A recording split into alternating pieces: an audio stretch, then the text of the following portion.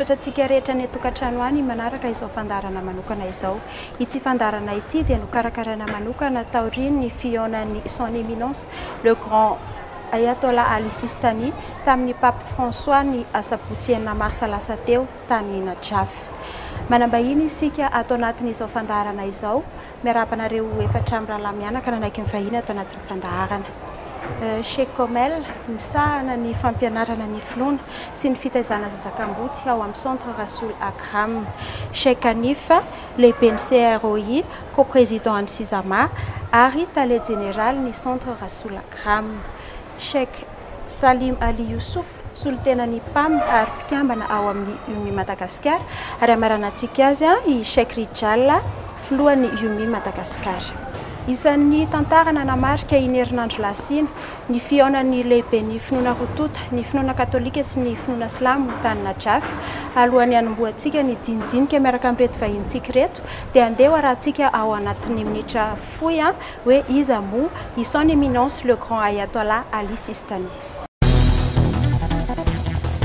Tantaram-piainan'i Sayed Ali Sistani teraka tamin'ny 30 aogositra Enipolo sy sivanjato sy arivo. Sayed Mohammad Baqir no anaran-drainy ary Sayed Ali no raibeny. Lehibe tao anatin'ny fianakaviana manam-pahaizana sy tsotra izy. Vao 5 taona monja dia nanomboka nianatra ny boky masina Qur'an tamin'ny reniny Aqa Mudir. Tamin'ny fotoana zatovo azy dia niditra tao amin'ny ivitoerana fivavahana izy nianatra ny famakian-teny, fanoratana, matematika ary ny géographie basique. Nahazo ny mari-pahaizana calligraphie tao amin'ny ivitoerana Mirza Ali Aqa izy. Hitodika aminao manokana Sheikh Komel nomboana ny dinidinika sy ny tafatafa amin'izao fandaharana izao.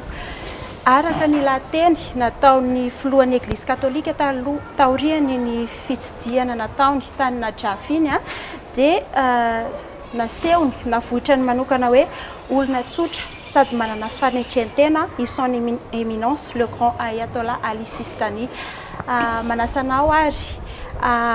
amela belatra ao anatin'ny andiniteny vitsivitsy mahakasika an'izay son éminence le grand Ayatollah Ali Sistani sy ny fomba fiainan'izay.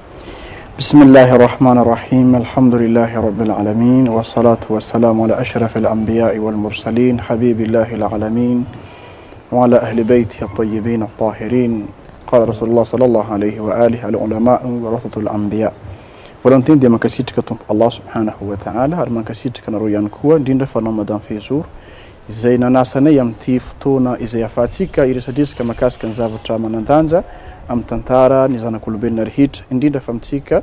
بين الإسلام سينماتيك كريستيان نمتي فتونا فويكيلتي رايتاتيك تم تنتارا تيو ديتاتيك ني زافتا نكرو لهبي إتاتيك ني فنمبارا ni zanak'olombelona rehitra tsy ankanavaka indrindra fa ny finoana rontota ny finoana islam sy ny kristiana satria ny fandray ny ray aman-dreny lehibe hitatsika fa pape François dia nanatrika ny ray aman-drentsika Ayatollah na koa ray aman-dreny lehibe Sayyid Ali Al-Hussein Sistani hafidhahullah. Raha tenin'ny erak'Andriamanitra Muhammad sallallahu alaihi wa alihi dinitsika izy misy teninazy malaza manao hoe marina fa ireo mpandova ny mpaminany rehetra reto dia ireo manam-pahaizana. Ka Sayyid Sistani hafidhahullah izay Andriamanitra ny iaro azy dia aray amin'ireo manam-pahaizana. Mpandova ireo mpaminantsika rehetra nanomboka tamin'ny Adam ka hatramin'ny mpaminantsika Muhammad ibn Abdullah sallallahu alaihi wa alihi wa sallam. Ary izany koa dia solontenany imamtsika faharoambin'ny folo izay ntsona hoe naibul imam sahib al-asri wa zaman, izany hoe solontenany imam ntsona hoe marja al-ala amin'izao fotoana izao. Iza moa i Sayyid Sistani hafidhahullah. Raha jerentsika ny tantara fohifohy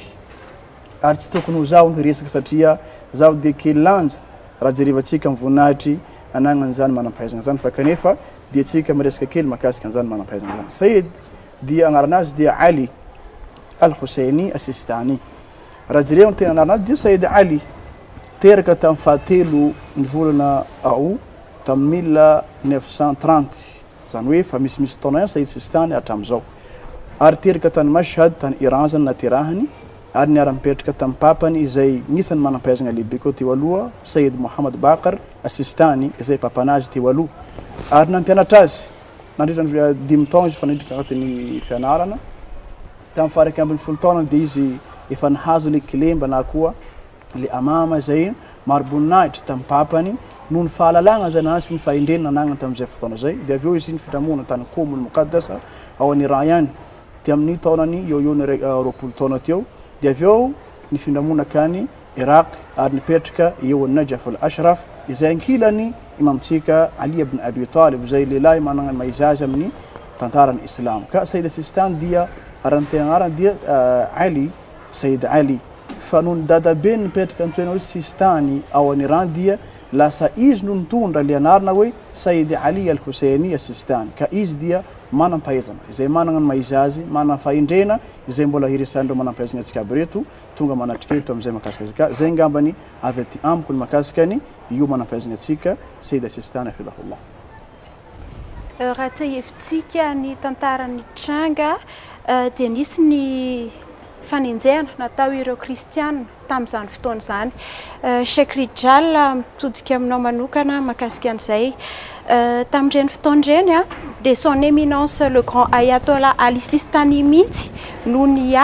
isan'ny niaro ireo kristianina nandritra ny fanenjehana. Amin'ny maha-pino silamo anao ahoana ny fandraisanao izay fanapahan-kevitra nataony son éminence le grand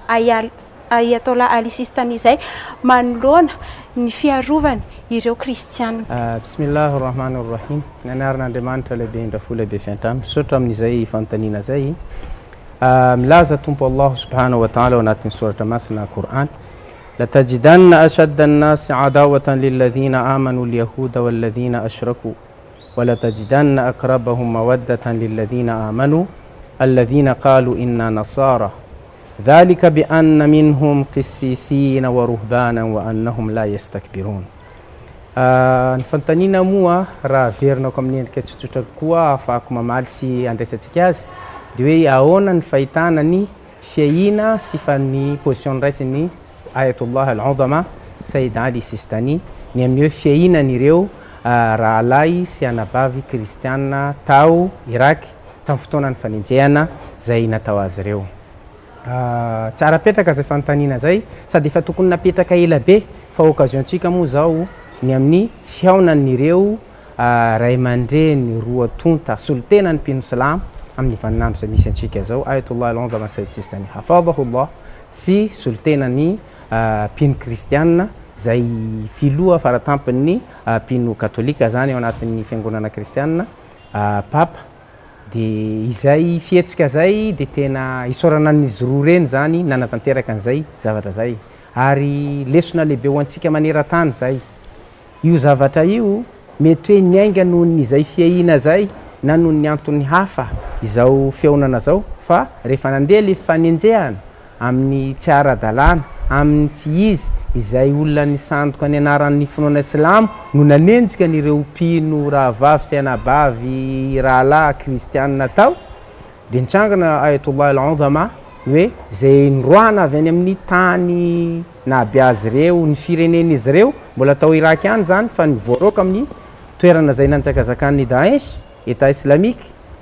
dia niraisy ny Saïd ireo nomena sakafo nomena trano anelanelany Najaf sy Karbala misy toerana zay Mawakib toerana zany fampiantranoana ireo olona tonga manao karazana fivahininana pèlerinage manao ziara ny Imam Hussein any Karbala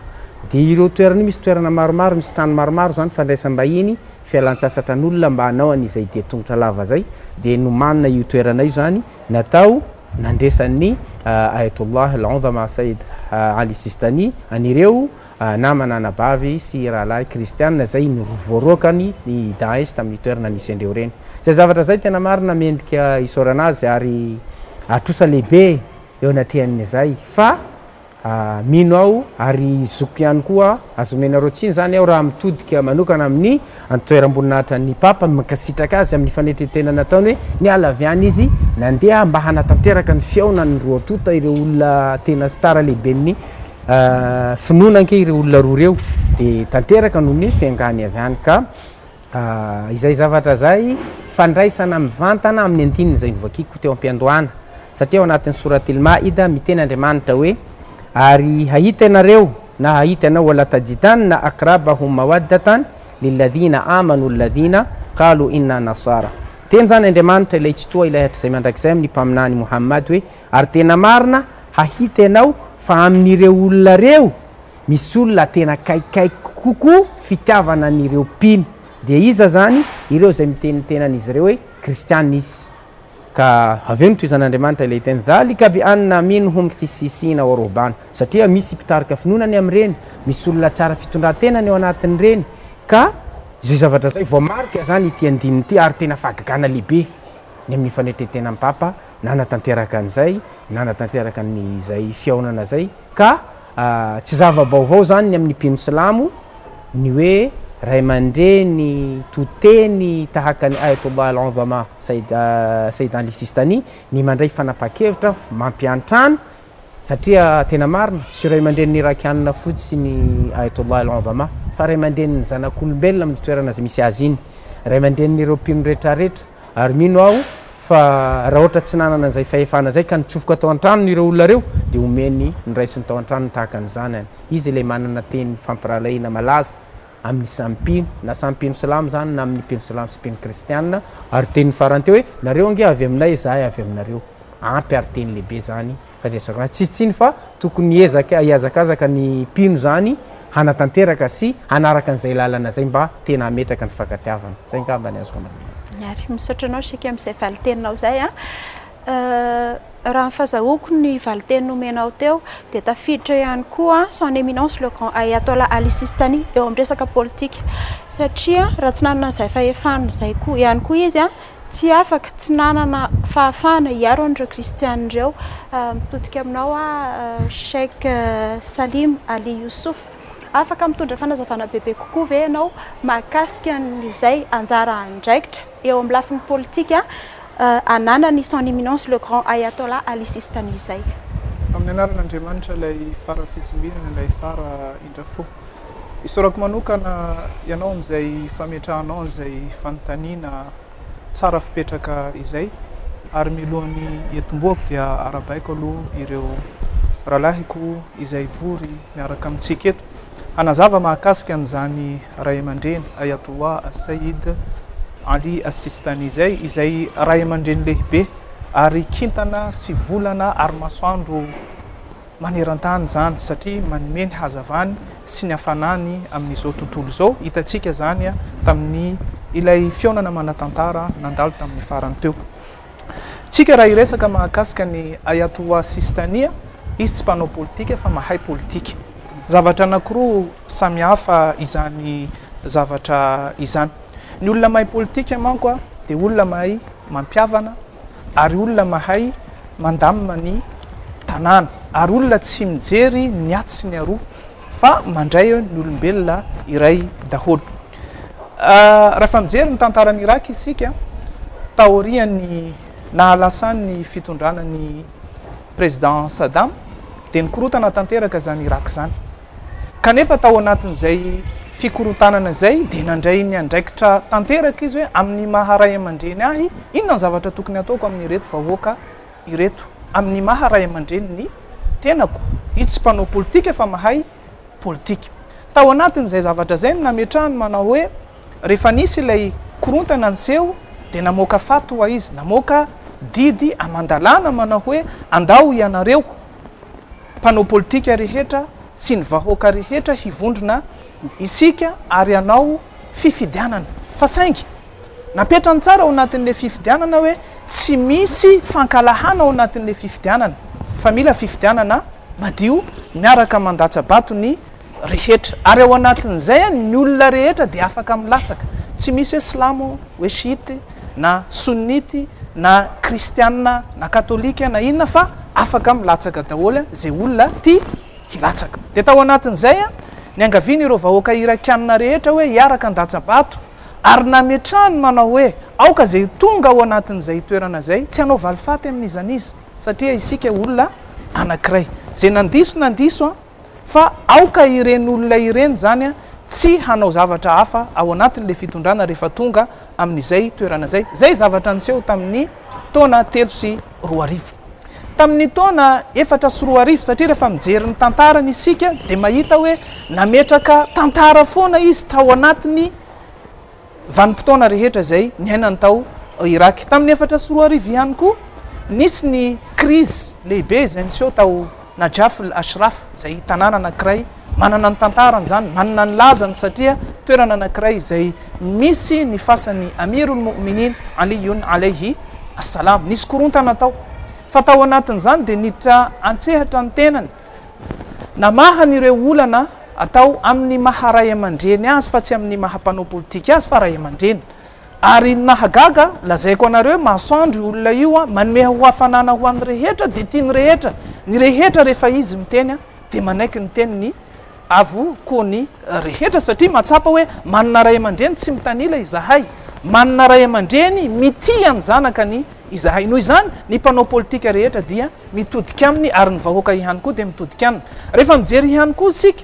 tamin'ny taona 2012 dia nahita ny hetsika izay nataon'ireo Daesh tao amin'ny tanàna, ary nisy ny fanakorotanana natao ny fifamonoan'ny mpino silamo samy silamo. Fa kosa ny zavatra nataony tao anatin'izay nametraka paikady mazava izy aoka isika tsy famono, dia nametraka n'le teny mazava manao hoe anfosana, ny sunna dia tenanay. Mila fantatratsika izay shiite izay zavatra zay, ireo sunnite ireo dia tenatsika ihany. Raha ohatra tsika mifamono dia mamono ny tena tsika. Zay zavatra zay napetrany nandamina ny tanàna. Ankoatran'izay rehefa mijery isika mahakasika ny kristianina, Ayatollah Sayyid Ali Khamenei, Sayyid Ali Sistani azafady, izay manana ny toerany ambony indrindra amin'ny resaka maharay aman-dreny azy zay, dia nametraka an'ilay teny izay napetraka ny Amirul Mu'minin hoe ny olona rehefa ny olombelona io dia misy karazana anankiroa, manana sokajy anankiroa ny olombelona. Rehefa olona tsy mitovy finoana aminao dia tadidio fa olombelona mitovy aminao. Ary zay zavatra zay raha ohatra tsika manaraka amin'ny tantara dia napetra an'izany hoe ny silamo mila mipetraka amin'ny mahasilamo anazy, tsy mikasikasika ny olona izay tsy mitovy hevitra aminy, fa rehefa tsy mitovy hevitra aminao io dia apetrao olombelona mitovy aminao. Ka rehefa olombelona mitovy aminao tsy anaovanao herisetra io, tsy anaovanao siketa io satria olombelona mitovy aminao. Ary zay zavatra zay napetrany, ary izy niady foana ny zony kristianina tao Irak amin'ny maharay aman-dreny azy hanazava ny lalana zay tokony alehan'ireo olona mpanao politika hoe tsika mpanao politika, le politika anareo aoka politika hadio, politika mitsinjo ny vahoaka fa tsy politika mitsinjo ny tena anareo ihany. Tsika zao raha mijery an'le toerana zay mipetrahana izay nahavarina an'izao tontolo zao hoe nisy olona ve nieritreritra hoe Sayyid Ali Sistani dia mipetraka amin'ny elakelan-trano ohatran'ireny. Raha ohatra raisitsika hoe ambany tanàna zany andraisantsika anazy hoe ambany na mety papa rehefa nandeha taminy dia gaga hoe ay ty olona ty ve mipetraka ty nefa ty olona ty enony zao tontolo zao, nefa nijereo ny toerana misy anazy satria ampisehony Andriamanitra hoe ny olon'ny Andriamanitra naizanaiza ny toerana misy anazy dia mijanona foana izy olon'ny Andriamanitra zay, ary fantatra ny olona rehetra. Ary rehefa tonga tany angamba papa mety mahay mitantara izy, mety rapitso afaka rapitso izy, mety resaka n'le toerana jereo le nandraisana anazy, toerana tsotra fa am'le hoe napetran'izy ireo hoe tsika pirala dia hita le zavatra rehetrarehetra. Iny zavatra iny raha jerentsika miresaka politika dia mametraka iny, mametraka fahatoniana ao Irak, ary matoky ny vahoaka irakanina amin'izao fotoana zao fa ny silamo sy ny kristianina dia ray ihany tamin'iny zavatra lehibe zay niseho iny, satria zavatra manatantara kokoa. Ary hitantsika ny olona rehetrarehetra amin'izao fotoana zao dia miazakazaka mijery hoe iza zany Sayyid Ali Sistani zany, satria fiheveran'ny olona anazy hoe olona tsotra, kanefa kay olona tsotra fa manandanja, satria tsy izy ny antso hoe avia ty amiko, fa le olona izay manandanja eo amin'ny tontolon'ny kristianina. Lehibe ny finoana kristianina no nangataka taminy hoe zambo mila miona aminao. Dia tanteraka zay ampisehoana hoe itsika dia prala, ary zay firalahina zay mila mipetraka amin'ny toerana rehetra na eto Madagasikara zany na ivelany Madagasikara. Ka raha misehatra politika zany no jerentsika, Sayyid Ali Sistani izy tsy mpanao politika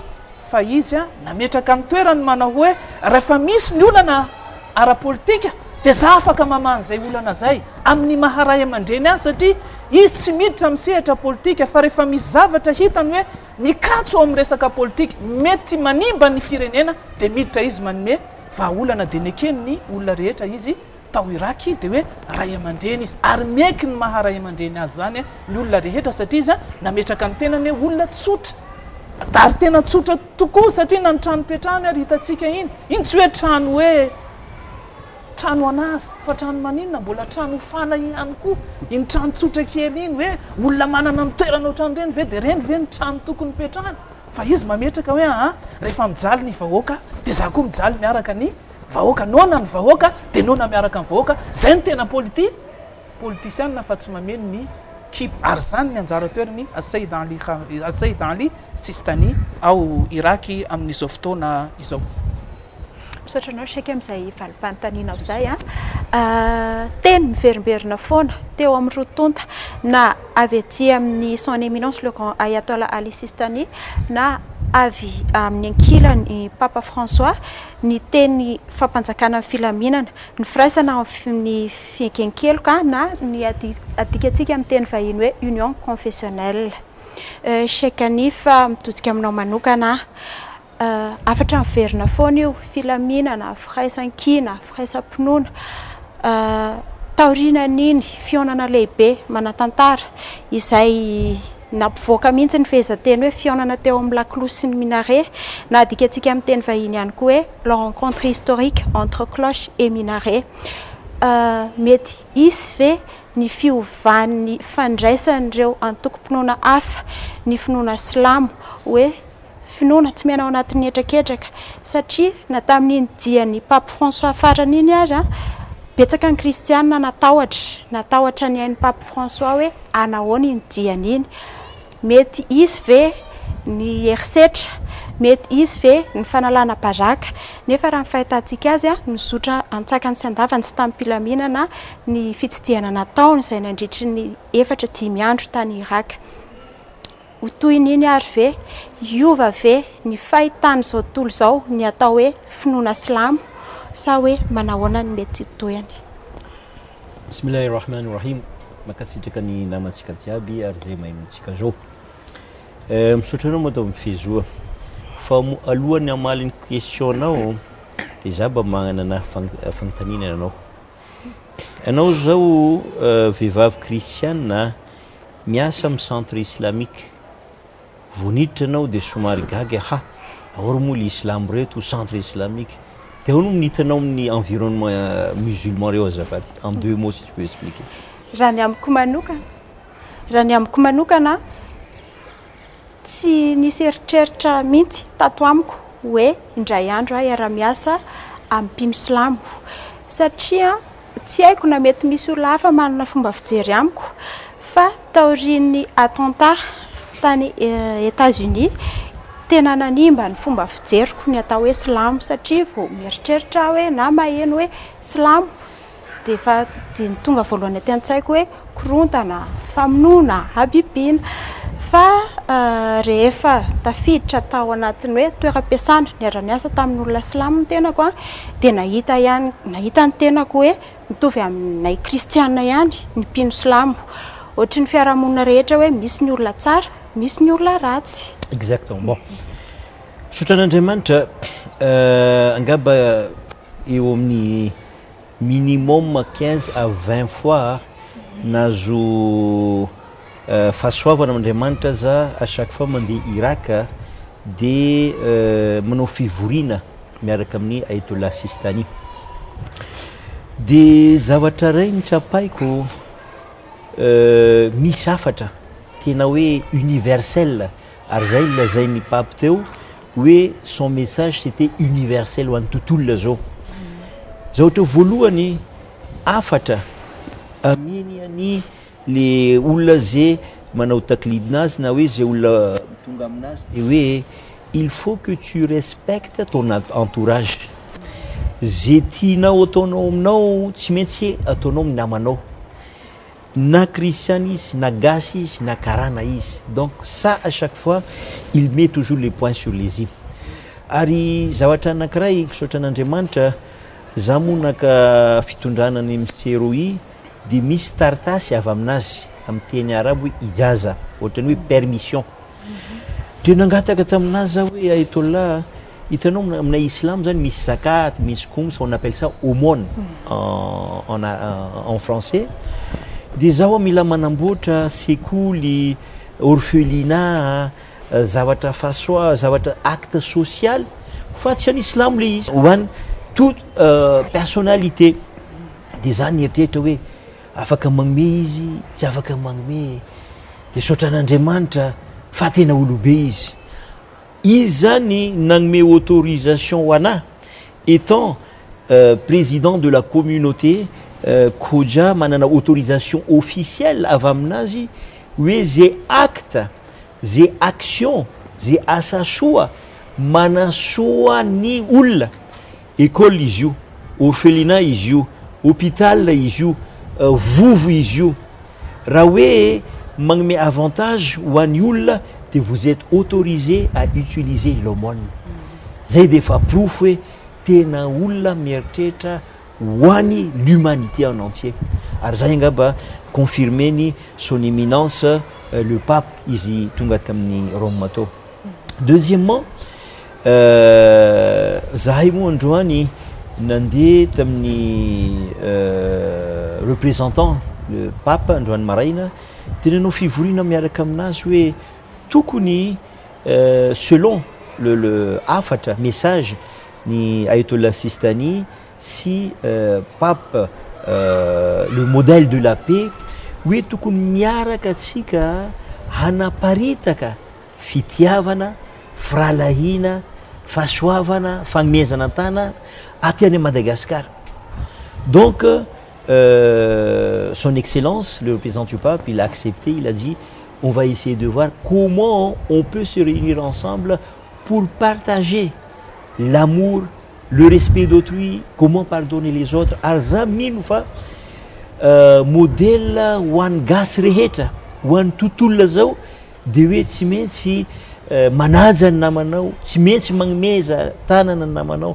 Ary zay ngamba proof hitanao ny centre islamique surtout centre chiite raha mahita anao misy sekoly tsy sekoly aminahy ho an'ny islam fotsiny ho an'ny rehetra ity zao la sagesse on a 280 enfants majorité ce sont des chrétiens ohatran'izay koa anao mahita amin'ny fizarana sakafo ary io zany tena fampiararana ary fampirisina avy amin'ny Ayatollah Sistani zay olonona tsy maintsy amenao sakafo izy ka aza mijery anao hoe gasy izy ty karana izy ty manana finoana izy ty na tsy manana satria avy amin'olona avy amin'Andriamanitra zany olona io. Ary misy tantara masina avy amin'ny Amirul Mominin Imam Ali satria Sayyid Sistani io zany c'est un partisan de Imam Ali zay mampasia anazy dia misy amin'ny tantarany islamo pendant le calife de Imam Ali izy zany c'est le chef suprême de la nation mandeha izy miaraka amin'ny namanazy dia mahita olona antitra eo izy mangataka eo dia nagnotaniny namanazy hoe iza olona ty dia le namanazy milaza teny olona kristianina efa antitra dia tesitra be Imam Ali za tsy mangitany inona ny finoana anazy za mangitany iza olona inona antony mangitany inona andro izy mangataka dia natsona le olona Imam Ali sy miantso anazy hoe inona antony anao mangataka amin'ny lalana zao laza izy hoe za tanora niasa tamin'inareo tamin'ny islam efa antitra za lasa retraité tsy isasa tsy sakafo dia petraka amin'ny lalana dia mangataka tesitra Imam Ali laza ny namanazy reo hoe ty olona ty tsy maintsy amenareo fanampiana avy amin'ny Beitul Mal avy amin'ny caisse nationale avy amin'ny trésor social dikan'izay le islamo zay mahazo bourse na zay mahazo comment on appelle ça tous les ans tous les mois mahazo pension ohatran'izay koa le olona rangabe ty tsy maintsy amenareo pension avy amin'ny trésor national. Moi je pense que c'est une leçon vraiment à l'échelle internationale modèle ho an'ny tontolona zao dia hoe tsy maintsy manaja ny olona ary izay tena hitako hoe fampianarana masina avy amin'ny Ayatollah Sistani. Misy zavatra ray tokony ampiko azafady androany zany nijery message dia nitako anatin'ny internet hoe jusqu'à présent 1 milliard de personnes dans le monde manao recherche amin'ny Google momba ny Ayatollah Sistani momba ny Najaf ary momba ny rencontre ny